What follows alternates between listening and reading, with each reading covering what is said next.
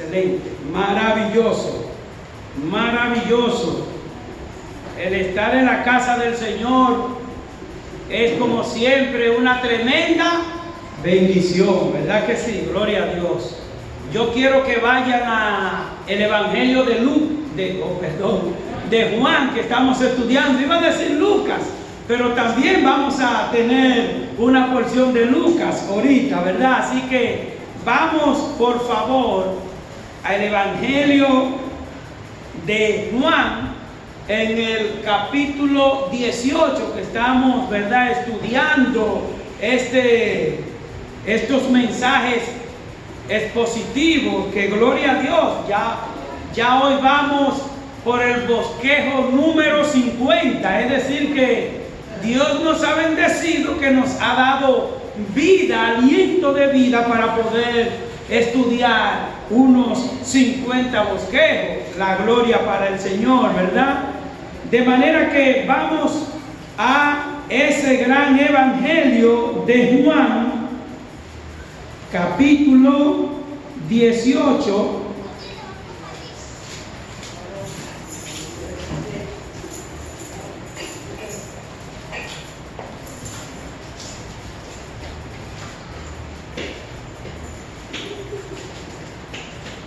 Muy bien. Capítulo 18, del verso 12 hasta el 14. Dice así la palabra de Dios.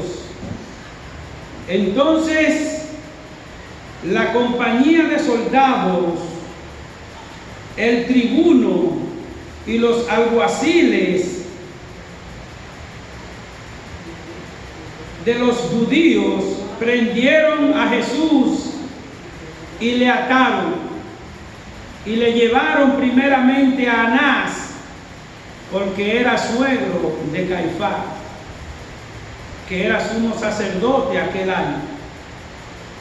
Era Caifás el que había dado el consejo a los judíos de que convenía que un solo hombre muriese por el pueblo. Oramos. Dios Padre bueno, gracias. Gracias, Señor, porque tu misericordia son nuevas cada mañana. Gracias, Señor, porque siendo nosotros inmerecedores de esa gracia, siendo nosotros inmerecedores de ese regalo de la salvación, tú, Señor, enviaste a tu Hijo a morir, a padecer, a sufrir, con el propósito de darnos a nosotros vida y darnos vida en abundancia. Gracias, Señor, que tu palabra en esta tarde nos dé grandes bendiciones. En el nombre de Jesús. Amén. Amén. Esposa, tráigame los lentes, por favor. Que estoy gacho. Usted la tiene. Muy bien, ahora sí, maravilloso. Esto es en vivo, ¿verdad? Como en vivo es ese mensaje que ha de venir a nuestros corazones para transformación de nuestras almas. Vamos a ver entonces, aquí en esta porción, como vimos en el mensaje anterior, ¿verdad? ¿Dónde se encontraba el Señor Jesús en el mensaje anterior cuando llegó Judas con los guardias, ¿verdad? En el huerto de Getsemaní. De manera que vemos que luego de haber concluido esa gran experiencia en el huerto de Getsemaní y habiendo entonces apresado al Señor Jesús, ¿qué se inicia ahora? El juicio en contra del Señor Jesucristo. Y verdaderamente, hermanos, que estos judíos, ellos no necesitaban hacerle juicio al Señor Jesús, porque ellos tenían una componenda, ¿verdad? Una corrupción, una mentira, unas clases de artimañas que ya ellos decían, por donde quiera que nos dirijamos al Señor, Él va a quedar acorralado y lo vamos como quiera a detener para matarlo. Pero ¿qué pasa? Que ellos podían haber hecho eso, esas cosas, pero habían dos razones muy importantes, ¿verdad? Dos razones poderosas por lo cual estos principales líderes religiosos, ellos tenían que celebrar este escandaloso juicio. ¿Y cuál era la primera? Una de esas razones, ¿cuál era? Bueno, la primera es que ellos no tenían la autoridad para darle muerte a nadie. No tenían la razón, ¿verdad?, para darle muerte a nadie. El pueblo judío no podía ejecutar eso. Y la segunda razón consistía en que ese concilio, ese grupo de líderes, de grandes sacerdotes, ¿qué tenía que hacer? Tenía que mostrar ante el pueblo una acusación para poder decir, bueno, mira, lo vamos a matar por esto, lo vamos a matar por aquello, porque el pueblo necesita una explicación, ¿verdad que sí? Entonces, como ustedes saben, la componenda que tenían con testigos falsos, pues ellos tenían que planear lo que sea, y así salió, ¿verdad? Pues, siendo ellos los grandes religiosos, moralistas, ¿verdad? Ellos no podían condenar ni al Señor Jesucristo ni a nadie sin antes haber tenido una culpabilidad. Ahora, claro está, ellos planearon la misma culpa. Es como el ladrón que pone la cosa para entonces robarla y ya. Entonces, vemos que en la palabra de Dios tenemos grandes consecuencias, hermanos, para las personas que traman esta clase de mentiras, como pasó con estos judíos que planearon con testigos falsos para buscar la manera de condenar, de sentenciar al Señor Jesucristo, ¿verdad? De manera que en la palabra de Dios tenemos grandes consecuencias. Y nosotros en la palabra de Dios vemos una persona, ¿verdad?, que se llama Nabot, que para el rey Acab quitarle una viña, armó un juicio en su contra. Este era un rey que vio que un humilde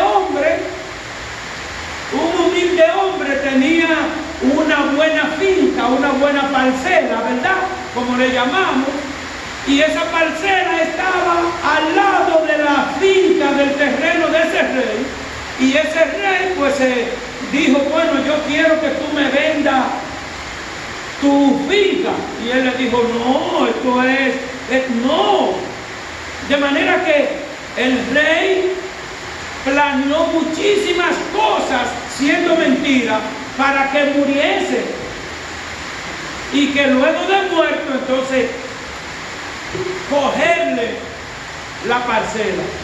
Pero fue triste la consecuencia, una muerte triste, y eso le pasa a todo aquel, ¿verdad?, que planea tramas de la que Dios aborrece, ¿verdad? Eso lo vemos nosotros en Primera de Reyes, capítulo 21. Nosotros vemos este acontecimiento de Nabot con el rey Acab, ¿verdad? De manera que hoy vamos a ver, querida iglesia, hoy estudiaremos, ¿verdad?, sobre este juicio de Jesús ante los judíos, ¿verdad?, que tuvo varias sesiones tuvo este juicio, y no es menos cierto que a este juicio del Señor Jesús se le dio varias sesiones, él tuvo que ir a diferentes lugares, algo parecido a como hacen los juicios aquí, que lo llevan allá, de allá para acá, de aquí para allá, y al final terminan soltándolo. Eso aquí, pero al Señor Jesús lo llevaron de aquí para allá y terminó cumpliéndose el plan de salvación que tenía que ser condenado para que pueda así saldar la deuda nuestra. Y vamos a ver entonces la primera sesión, el juicio del Señor Jesús. ¿Ante quién? Ante Anás. En primer lugar vamos a ver eso. En segundo lugar vamos a ver el juicio informal de Jesús ante Caifás. Y en tercer lugar, el juicio formal, que yo digo el juicio formal, pero también es el juicio informal ante el Sanedrín. Digo que es informal porque ya veremos en el desarrollo de este estudio cómo ellos buscaron todas clases de artimañas para terminar, ¿verdad?, con la vida de nuestro Señor. De manera que vemos a Jesús ante Anás.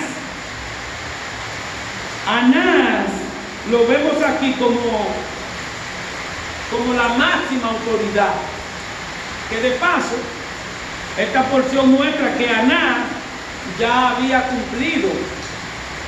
Él era el sumo sacerdote, él era el encargado general, si se puede decir así, de todos los sacerdotes, pero ya su tiempo había concluido, ¿verdad? De manera que el que estaba era el suegro, el nuero, ¿cómo es que se dice? Nuero, el yerno, ¿verdad?, de Anás. Pero ustedes saben que no es desde ahora que se vive de las relaciones y de buscando prebenda, ¿verdad? Anás, ya un señor, ¿verdad?, anciano, un señor, un tiguerón, vamos a decir así, entre esos líderes religiosos. Pues su yerno era el que ocupó la posición que él tenía. Pero entonces entre él y el yerno empiezan a cavilar, a buscar, a pensar de qué manera tenían que destruir al Señor Jesús. Cuéstele lo que le cueste. De manera que vemos que en la porción, vamos al verso 18 de Juan, capítulo 2, versículo 12, dice la porción: entonces la compañía de soldados, el tribuno y los alguaciles de los judíos prendieron a Jesús y le ataron y le llevaron primeramente a Anás, porque era suegro de Caifás, que era sumo sacerdote en aquel año. ¿Por qué llevaron a Jesús ante Anás? Dice la porción, porque era suegro del jefe.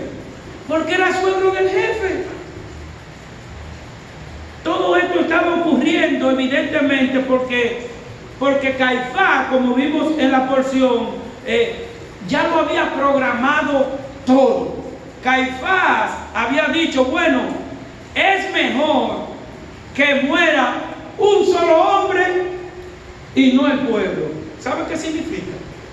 Qué triste cuando el incrédulo, el impío, el que no tiene a Dios en su corazón, piensa cosas desastrosas.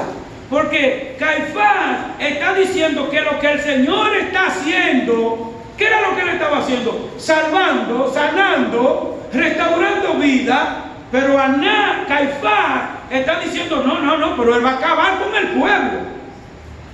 Es que no le está gustando, porque el Señor Jesús viene a contrarrestar su religiosidad. El Señor Jesús viene a quitarle el negocio. Ustedes se acuerdan cuando una vez el Señor entró al templo, ¿verdad? Que le hizo, que volcó la mesa, ¿verdad que sí? Pues ustedes se preguntan, ahí tiene que haber muchísimas mesas vendiendo productos que eran de Anás y de Caifás. ¿Y dónde la tenía? En el templo. Esto aquí es para nosotros vender billetes y gallinas aquí en esta casa. Esta casa es para glorificar a nuestro Dios, ¿verdad? Y alimentarnos. De manera que Caifás había entendido en su corazón perverso que para que muriera todo el pueblo por lo que Jesús hacía, era mejor que muriera uno solo. Es como que el Señor le estaba predicando para que se muriera. ¿Y para qué era que el Señor predicaba? Era para que se salvasen. O sea que están opuestos.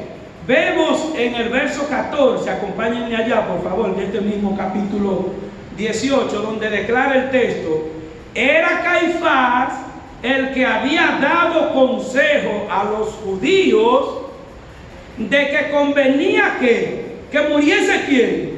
Un solo hombre por el pueblo. O sea, que muera uno solo por el pueblo no es nada. O sea, eso es lo que yo entiendo que dice Anás. Que muera un solo hombre por el pueblo da igual, pero que se acabe esto. Caifás era un hombre que no amaba a Dios. Caifás amaba su religiosidad, sus tradiciones.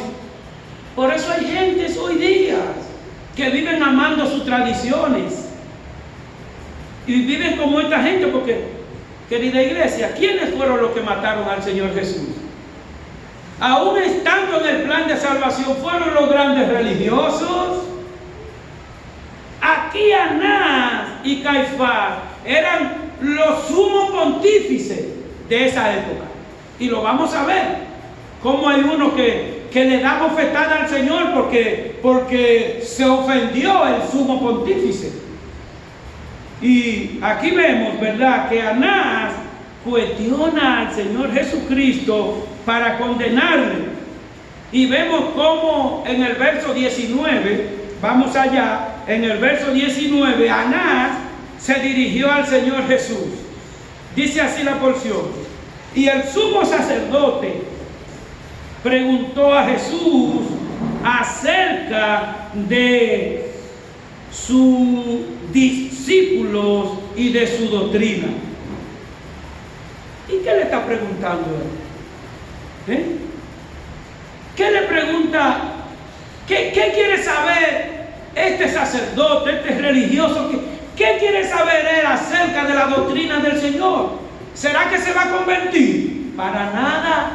Él está queriendo sacarle pregunta al Señor de tal manera que eso condenase más al Señor según él, pero olvidan que están hablando con Jesucristo hombre y el mismo Dios. Y eso es lo que pasa con el incrédulo, ¿verdad? Como todo un farsante, ¿verdad? Y luego de recibir, luego que Anás recibe la respuesta del Señor Jesús, entonces Anás se hace el escandalizado, porque nosotros sabemos, querida iglesia, cómo el Señor respondía a la gente. Él hablaba por parábola cuando entendía que debía hacerlo por parábola, pero cuando Él se dirige con autoridad, es con la autoridad de Dios. Y vemos que cuando Anás se escandaliza, ¿verdad?, es entonces cuando uno de los guardaespaldas, ustedes saben cómo son esa gente, uno de los guardaespaldas, diría yo, de los siervos de Anás, pues entonces prende contra el Señor Jesucristo, porque se sintió ofendido su patrón. Y es que realmente este grupo de impíos, de incrédulos, ya habían buscado, ¿verdad?, la manera de cómo acabar con Jesús, cómo buscar la manera de terminar y prenderle. Y Jesús entonces pues le responde a Anás, como siempre. Pero sabiendo Jesús que en realidad este sacerdote le está haciendo una pregunta y ya el Señor sabe la intención. Ustedes saben que la porción de la palabra dice que ¿quién es el que conoce las intenciones del corazón? Dios es el que conoce las intenciones de nuestros corazones. Él sabe cómo estás tú ahí sentado, sentada. Él sabe tu preocupación, Él sabe tu aflicción, Él sabe tu necesidad. Y por eso estamos aquí, para que Él restaure, ¿verdad?, nuestras vidas. Por eso estamos aquí, para que veamos cómo aquellos impíos falsantes vivían de espalda a Dios, para que nosotros no imitemos aquellas acciones deshonrosas. Vamos al versículo 20, por favor.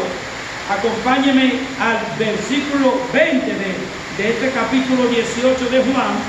Dice el Señor Jesús, ¿verdad? Jesús les respondió: yo públicamente he hablado al mundo.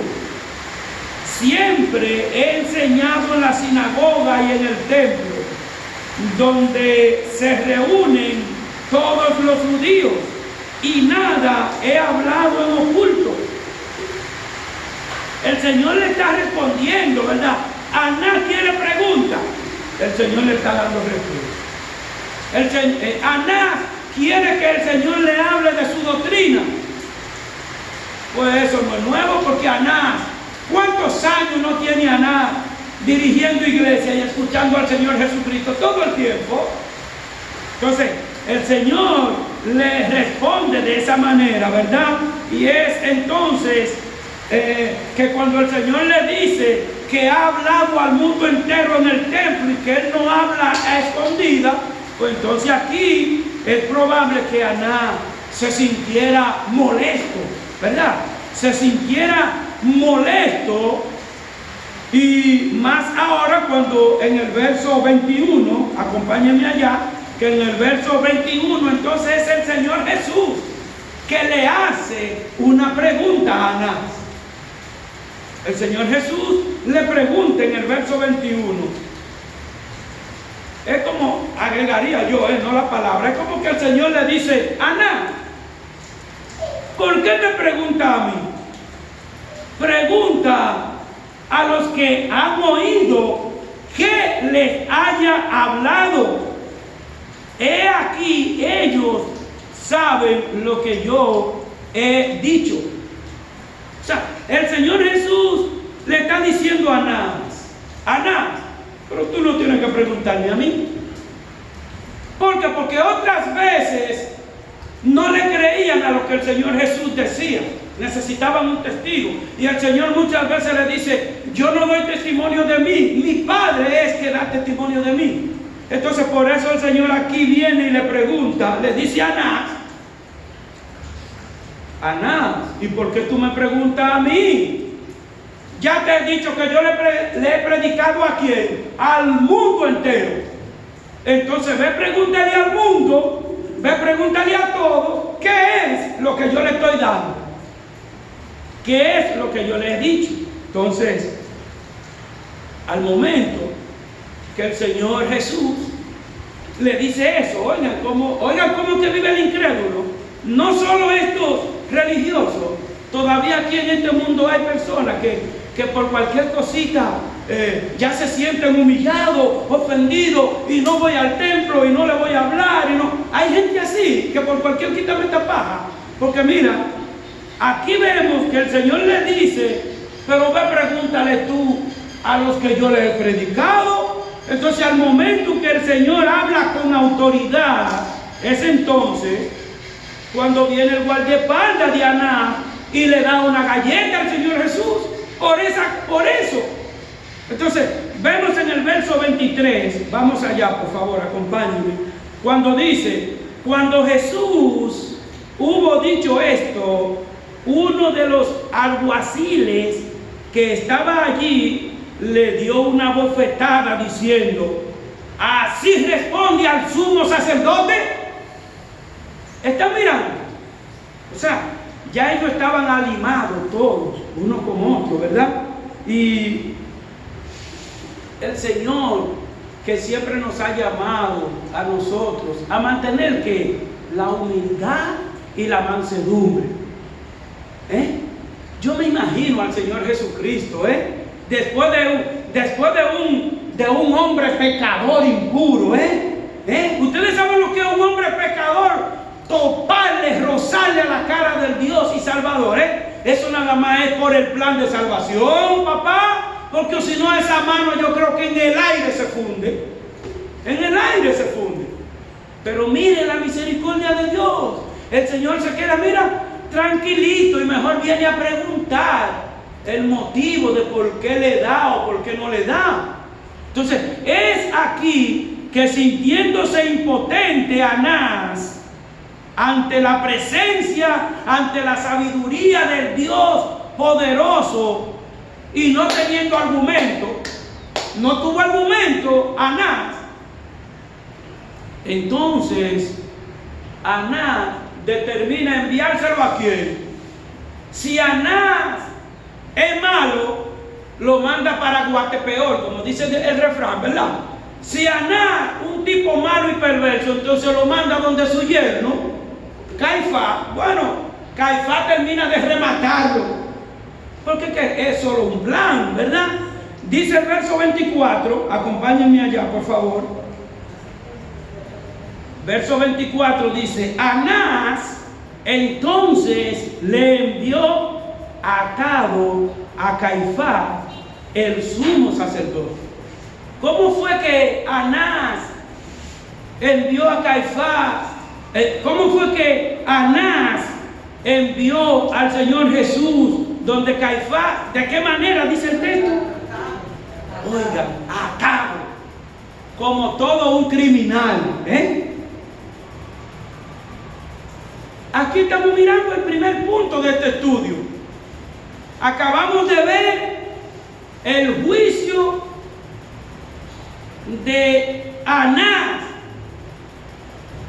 Anás preguntando a Jesús cosas y no encuentra argumento alguno para condenarlo.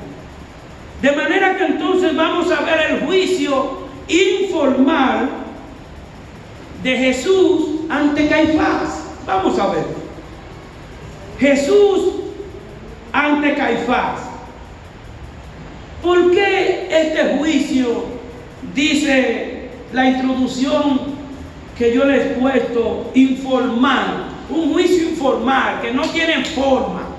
¿Por qué? Nosotros sabemos que cuando dicen que le van a hacer juicio a algún político o funcionario, ¿dónde es que lo llevan? No hay un lugar que se dice el Palacio de Justicia o a los tribunales. Efectivamente, lo llevan a los tribunales. Pues este juicio fue informal porque a Jesús lo llevaron a la casa de Caifás. Ellos estaban tan desesperados por condenar al Señor Jesús que lo llevaron fue de noche apurado a la casa de Caifás, ¿verdad? Según nos narra el evangelista Marcos, que yo quiero que vayan allá, denle varias páginas a la derecha, a la Biblia, denle varias páginas a la derecha y vayan a Marcos capítulo 14, ¿verdad?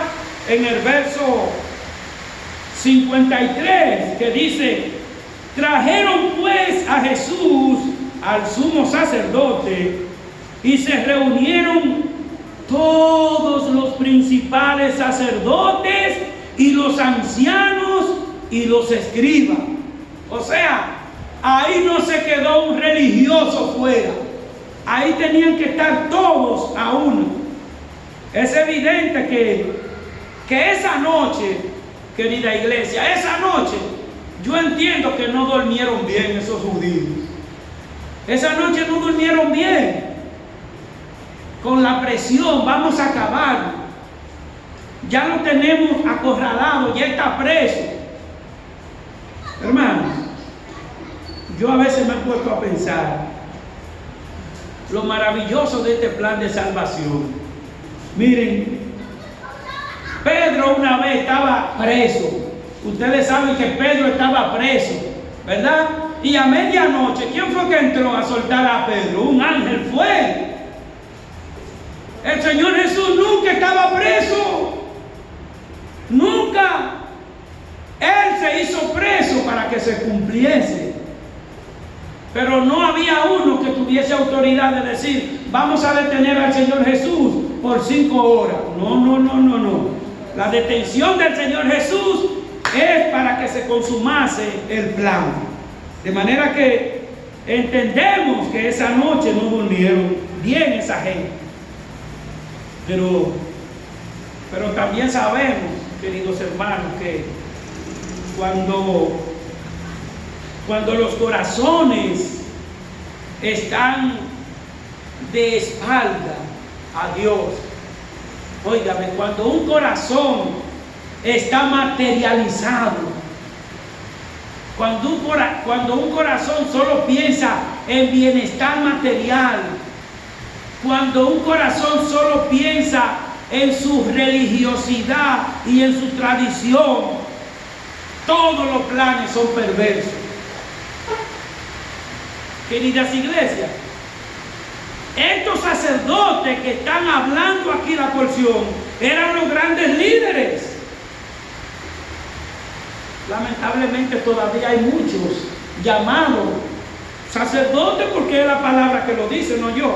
Muchos sacerdotes sumergidos en ¿qué? En la tradición. En la tradición. Y no toman en cuenta a su Salvador.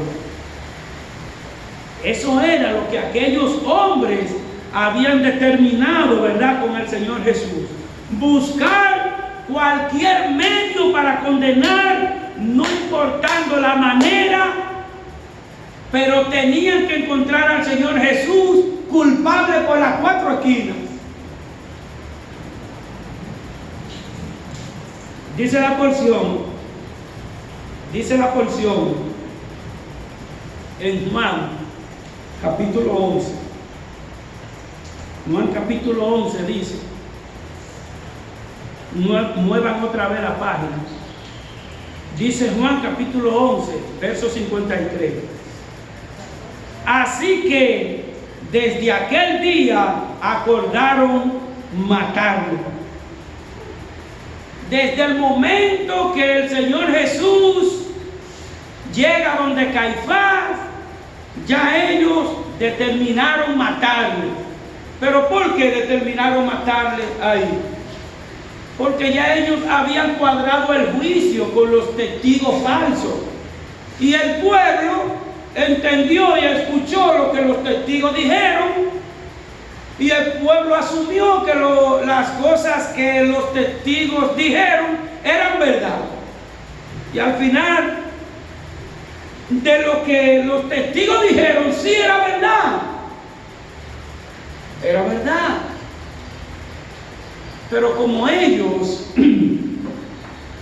no estaban empapados de la fe en Cristo, empapados de la palabra, ellos, bueno, hay un testigo que dijo, oigan, uno de los testigos que habla para acusar a Jesús. Uno de ellos dice, este señor dijo que destruiría el templo y en 3 días vuelve y lo hace. ¿Eso es mentira? Eso no es mentira. El Señor está refiriéndose a Él como el templo, como el Dios poderoso, que si usted me mata hoy, a los 3 días, ¿dónde voy a estar? ¿Lo mataron? Sí. A los 3 días, ¿dónde estaba? Fuera. Pero estos judíos empeñados solo en religiosidad no están discerniendo la palabra, ¿verdad?, de que el Señor no se refería a esta. O sea, ellos creían que era que el Señor decía, yo voy a destruir esta iglesia, le quito puertas, ventanas, techo, y en 3 días yo lo hago. Es muy evidente, hermanos, que las personas que viven sin fe, sin Dios en su corazón, actúan sin misericordia. Estos judíos religiosos actuaban sin misericordia, sin piedad. ¿Pero por qué ellos actuaban sin misericordia y sin piedad, sin amor? Porque estaban de espalda a su Salvador. Y todo ser humano ser humano que me escucha por estas redes sociales, que me escucha por los medios electrónicos, todo ser humano que está aquí, ha de entender que todo aquel que anda de espalda a Dios actúa sin misericordia, sin amor, sin piedad, como actuaron ellos. Este grupo de hombres sin Dios buscaban testigos falsos, y aún así los testigos falsos, en su supuesta mentira, hablaban la verdad de Dios. Vamos a Marcos, otra vez. Vamos a Marcos, donde estábamos ahorita, en el mismo capítulo 14. Vamos al verso 57, por favor. Marcos 14, 57. Veamos a los testigos falsos. Vamos a ver uno de ellos. Dice la porción en el verso 57 de Marcos 14. Entonces, levantándose uno, dieron falso testimonio contra el Señor, diciendo: nosotros le hemos oído decir, yo derribaré este templo hecho a mano, y en 3 días edificaré otro sin mano. ¿Está mirando? El Señor se refiere al templo de Él, como Dios, como Señor. El verso 59 dice: pero ni aún así concordaban en el testimonio. Ellos querían dar testimonio falso, pero eso no es una mentira que ellos están diciendo. Ellos creen que es mentira, porque ellos creían que el Señor había dicho: oye, si destruyen este templo, yo lo hago, le pongo piso nuevo, le pongo ventana nueva. No. Él se refiere al templo de su cuerpo, al templo como Señor y Salvador que Él es.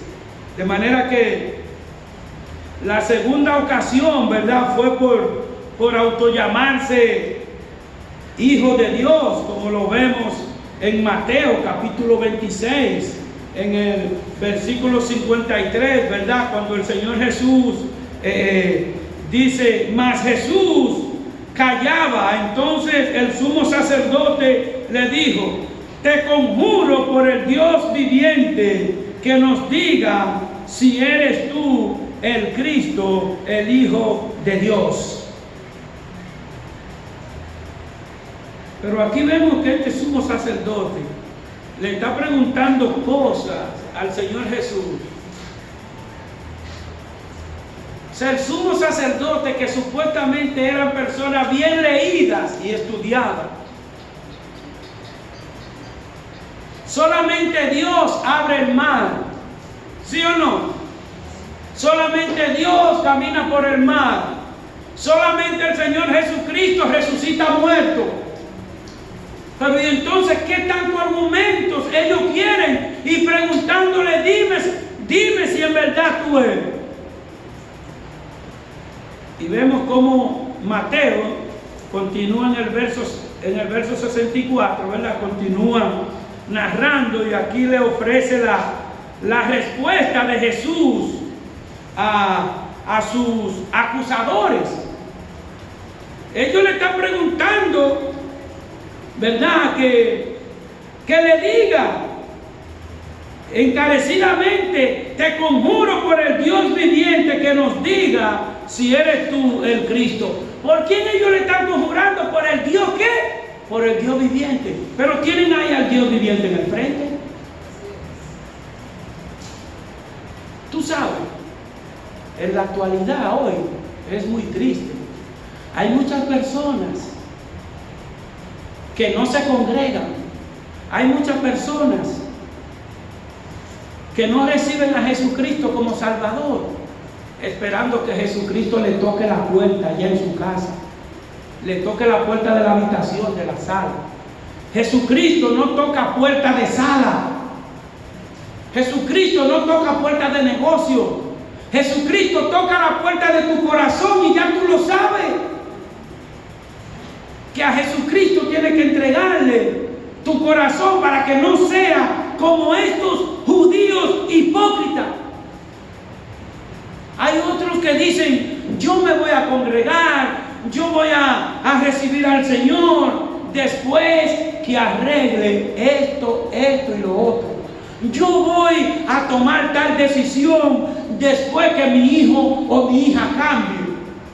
¿Ustedes lo han escuchado? Yo voy a tomar ciertos arreglos en mi casa después que mi esposa haga aquello, que mi esposo haga lo otro. Mentira del diablo. Ni la esposa ni el esposo cambia. ¿Quién es que cambia el corazón del hombre? Cristo Jesús. Cristo Jesús. Yo no tengo autoridad para cambiar a mi esposa, por Dios. Mucho menos tengo autoridad para cambiar a mis 2 hijos. Si no puedo cambiar a una, menos voy a cambiar a 2.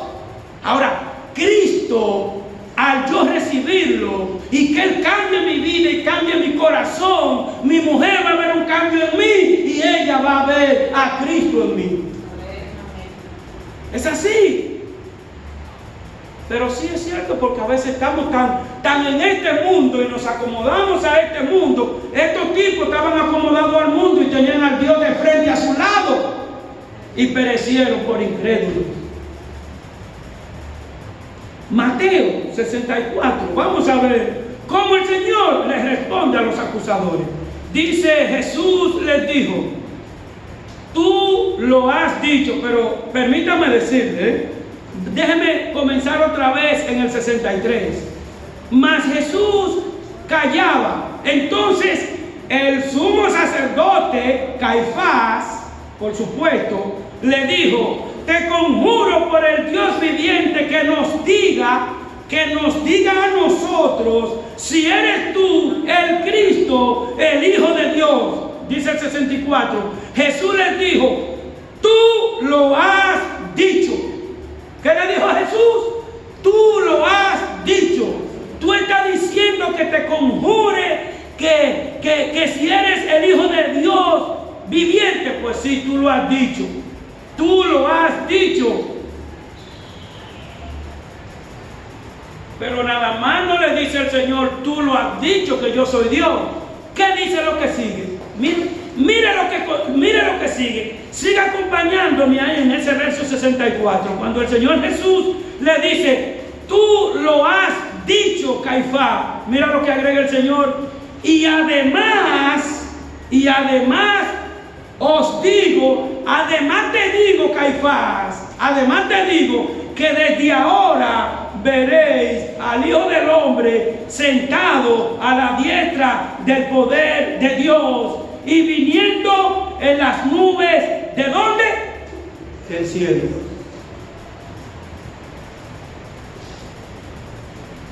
Yo me gozo, porque esta palabra está penetrando mi corazón para que a partir de hoy yo le dé una transformación a mi vida. Y todo lo que venga a través de religiosidad, de tradición, como esta gente, no viva en la vida de Modesto. Y también Dios quiere que no viva en ninguno de la vida de nosotros. Te digo más, Caifás. No le está diciendo desde mañana tú verás al Hijo del Hombre en los cielos. No, le dice desde mañana. ¿Desde cuándo es que dice? ¿Desde cuándo es que dice el texto? Desde ahora verá al Hijo del Hombre sentado a la diestra del poder de Dios. ¿Y cómo dice? ¿Cómo concluye este verso? Ustedes están conmigo ahí en Mateo 26, 64. ¿Cómo concluye ese verso que me encanta? Me encanta para los que dudan de cómo viene nuevamente el Señor Jesucristo. Dice que veremos al Señor viniendo en las nubes del cielo. Así viene el Señor y todo ojo le verá. La respuesta del sumo sacerdote. Mira, cuando el Señor le dice a estos hipócrita religioso.